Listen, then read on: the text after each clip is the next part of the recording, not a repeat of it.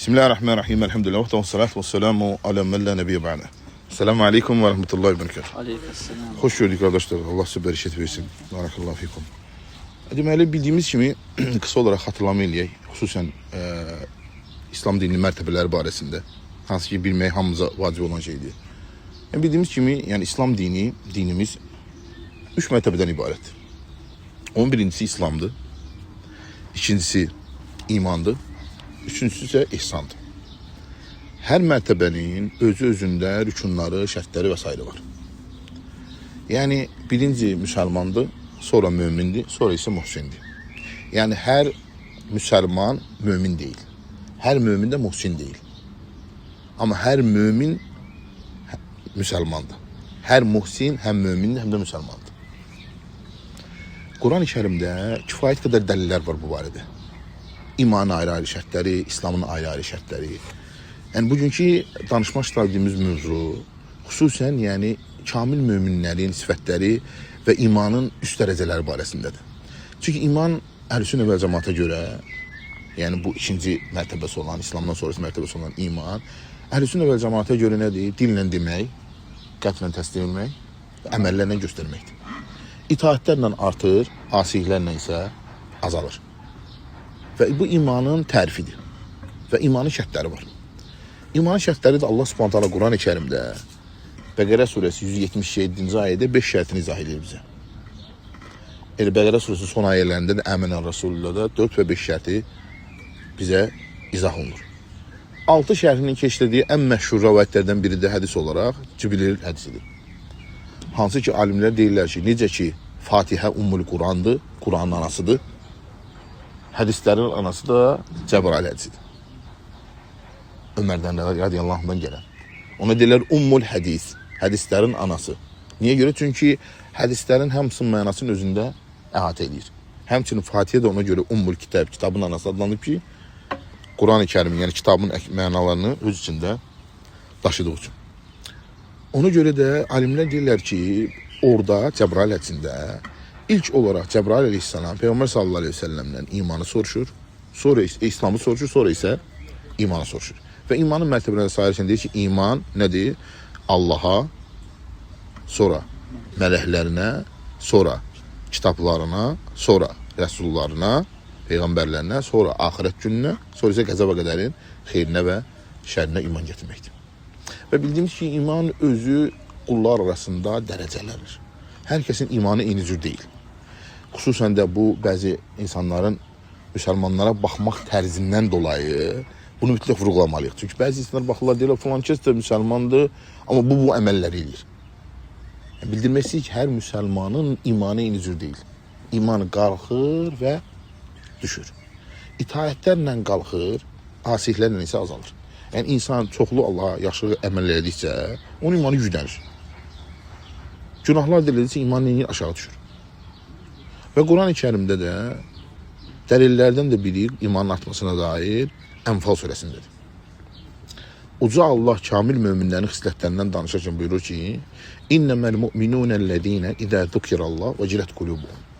Həqiqi möminlər o kimsələrdir ki, möminlər yalnız o kimsələrdir ki, İzə zukirallah, Allah xatırladığı zaman vəcilət qulubuhum. Qəlbləri titriyir. Və izə tuliyyət aleyhim əyətuhu zədəthum imanə. Və Allahın ayələri onlara oxunduğu zaman onlar neyir? İmanlar artır.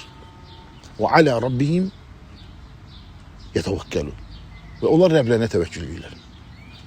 Və bu ayə göstərir ki, zədəthum imanə, imanlar artır onlar.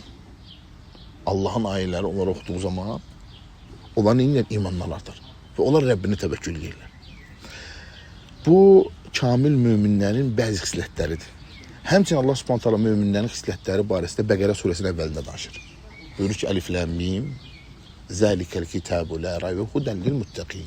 Bu, müttəqilərə doğru yol göstərən bir kitabdır. Bu kitab öyle bir kitabdır, içində heç şübhə yoxdur və müttəqilərə doğru yol göstərən kitabdır. Sonra isə o müttəqilərin vəsfini izah edir. Nədir? Əlləzīnə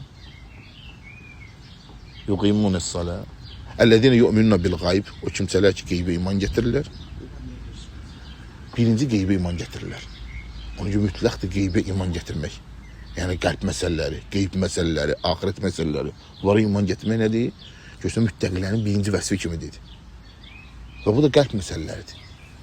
Elməhli gözün dedi ki, "Ellezine yu'minuna bil gayb." O kimsələr ki, qeybə iman gətirirlər. Sonra deyir: "Və yuqimunas-salah" və namaz qılarlar, namazı iqamə eləyərlər.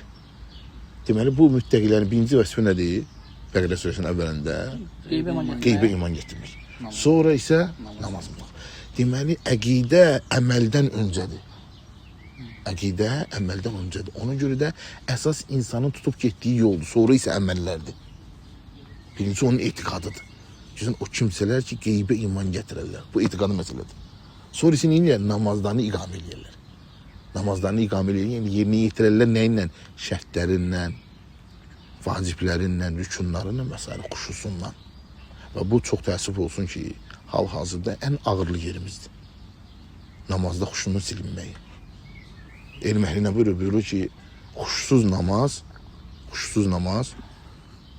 ruhsuz cəsəd kimidir. Ruh çıxanda cəsəd nə edirlər? Bastırırlar. Və xuşsuz namaz da onun kimidir. Ona görə ki, xuşu namazın ruhudur. Yəni insanın qəlbinin Allaha bağlı olması namazda, mütə olması, oxunan surələr təfəkkür eləməsi. Çox təəssüf ki, o hala gəlib çıxmışıq ki, imam namazı qılır, qutarır və yaxud da özümüz qılır, qutarırıq, bilmirik namazda hansı surə oxunub. Bu da namazda qəlbin Allaha bağlanmasının zəif olmasıdır.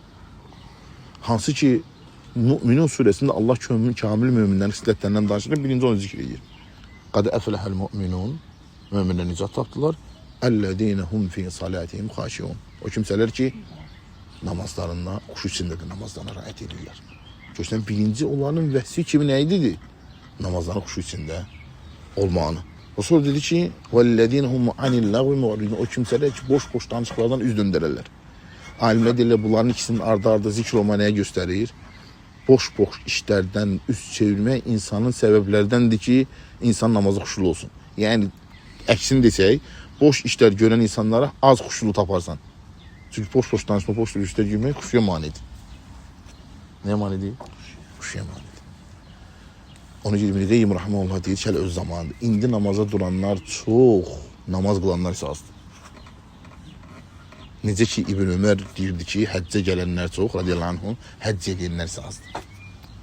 Çünki namaz qulla Allahın rabitəsidir, əlaqəsidir, münacatdır. Allahla sanki danışırsan. Aydındır, namaz elə bir əməldir ki, göydə əmr olunur. Namaz elə bir əməldir ki, sən Allahla birbaşa danışırsan.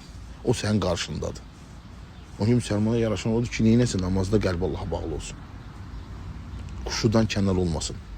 Hansı ki, bu onun yəni namazını Allaha ən gözəl şəkildə təqdim etməsinə səbəb olacaq xuşu.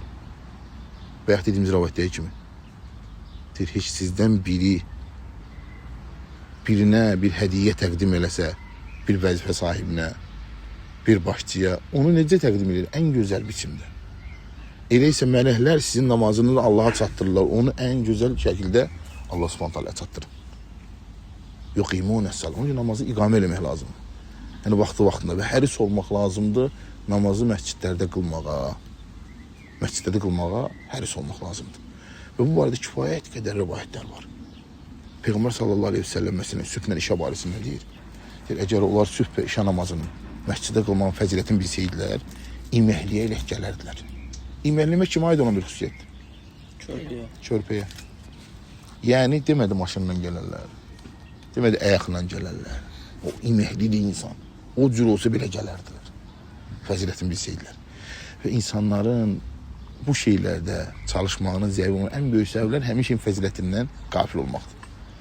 Namaz haqqında çox oxumaq lazımdır. Əgər namazın qəlbində təzimini istəyirsənsə, o barədə namaz haqqında çox oxumaq lazımdır.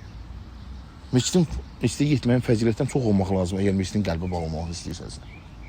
Çünki 7 sinif insan var ki, heç bir kölgənin olmadığı vaxt, ərşin kölgəndə kölgənəcəklər. Onlardan da biri qəlbi məsciddə bağlı olan kimsədir. Kimlərdir?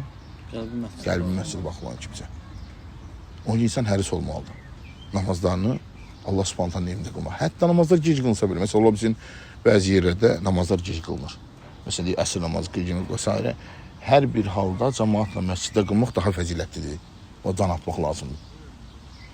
Ona göre Allah Subhanahu taala o yuqimunes-salah ve ilk olarak qeybə iman deyir Bəqərənin əvvəlində, sonra namazlarını yerinə yetirirlər, sonra isə və mimma razaqnahum yunfiqun. Allah Subhanahu taala verir, Allah yolunda xərcləyirlər.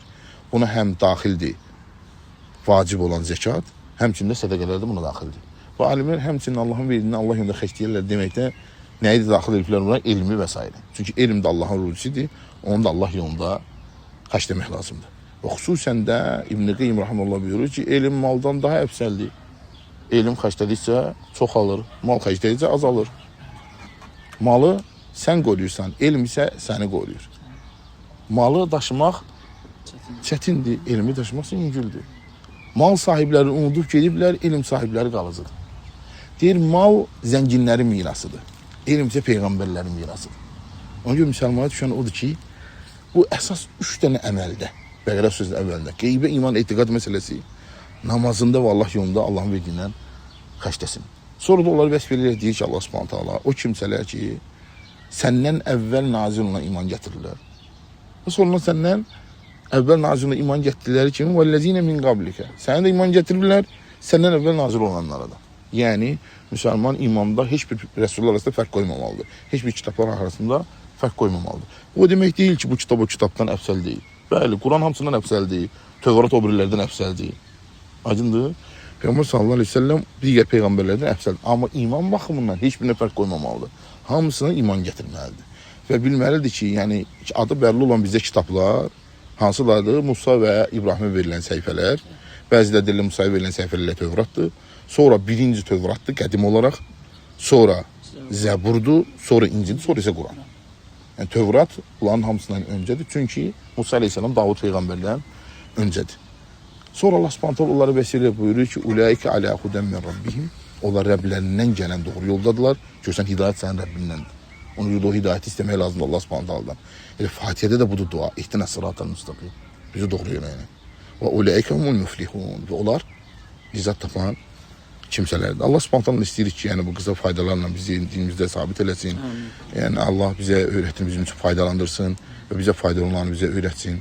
Allah Subhanahu taala istəyirik ki, Allah bizi öz dinində sabit eləsin, ibadətlərdə və s. Allah Subhanahu taala ölkəmizi qorusun, digər müsəlman ölkələrini və sallallahu əleyhi və səlləm Muhammedin və alə alihi və səhbihi ecmaîn. Bəsdir.